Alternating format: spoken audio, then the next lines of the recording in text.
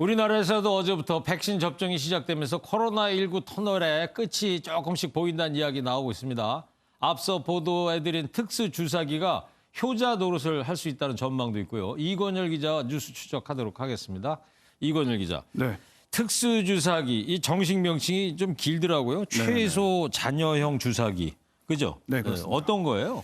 네, 이 영상을 좀 먼저 보시겠습니다. 네. 이 왼쪽이 일반 주사기, 오른쪽이 특수 주사기인데요. 이 빨간 액체를 약품이라고 생각을 좀 하시면 됩니다. 일반 주사기에는 빨간 액체가 꽤 남아 있는데 이 특수 주사기에는 거의 남아 있지 않습니다. 지금 빨간 점선, 파란 점선 있는 그 부분에 네네. 그 부분 안에 이제 약품이 들어있다. 약품이 얼만큼 남아 있느냐? 이거 네네. 특수주사기가 훨씬 덜 남아 있는 거군요. 거의 안 남아 있습니다. 예. 이 피스톤 모양도 조금 다른 게 보이실 건데요. 이 피스톤 부분을 확대해서 보면요, 두 주사기가 뭐가 다른지 조금 더 이해가 되실 겁니다. 이 특수 주사기는 바늘과 피스톤 사이 공간을 최소화해서 이 잔류약품, 그러니까 버리는 약품을 거의 없앴다라고 보시면 됩니다. 이 보통 주사기의 경우 이렇게 쓸 수 없는 잔류약품이 주사기에 들어간다는 점을 고려해서 인체에 넣을 정량보다 조금 더 많이 약물을 주사기에 담는다고 합니다. 그런데 특수 주사기는 자투리 분량을 거의 없앴다 이렇게 보시면 됩니다. 네. 그래서 최소 잔여형 주사기다 이렇게. 네, 그렇습니다. 이권열 기자 얘기 들어보니까 조금 특수 주사기가 뭔지 좀 감이 좀 생기네요. 알겠어요. 자, 이 주사기 근데 구하기가 쉬워요? 어려워요?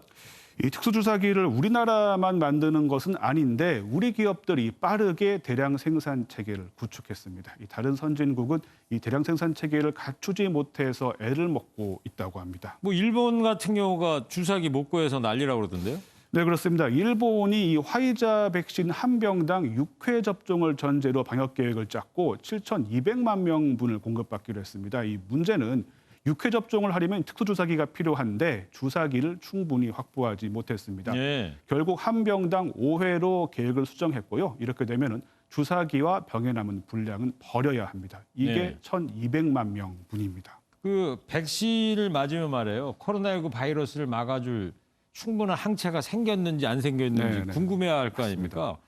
어떻게 하면 알 수 있어요?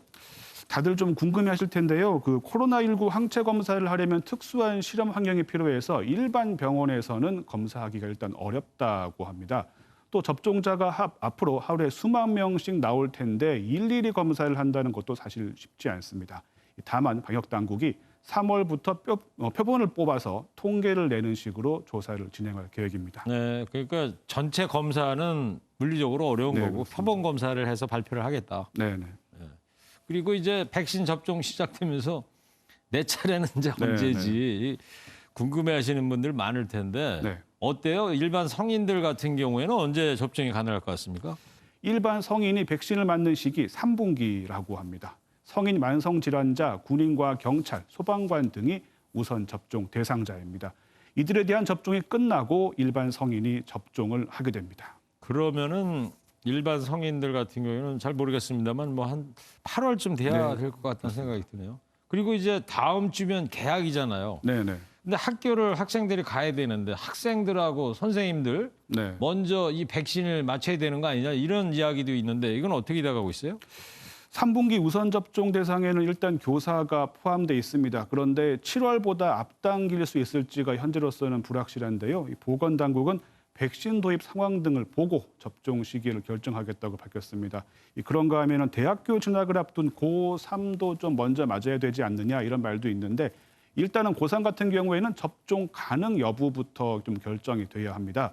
정부는 18세 이상인 접종 가능 연령을 화이자 백신에 대해서는 만 16세 이상으로 할지 전문가 검증을 진행 중입니다. 네, 뭐 지금 전 국민 무료 접종으로 주사를 놓는 거 아니겠어요? 네네.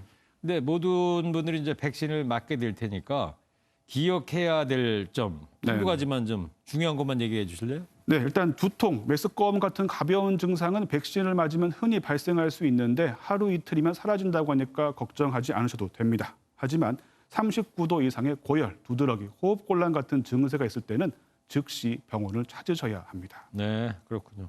고열 특히 이제 조심을 해야 된다 그런 얘기군요. 네. 자, 기억해 두셨다가 백신 접종 뒤에 이런 증상이 있는지 잘 살펴보셔야 될 것 같습니다. 지금까지 이권열 기자였습니다.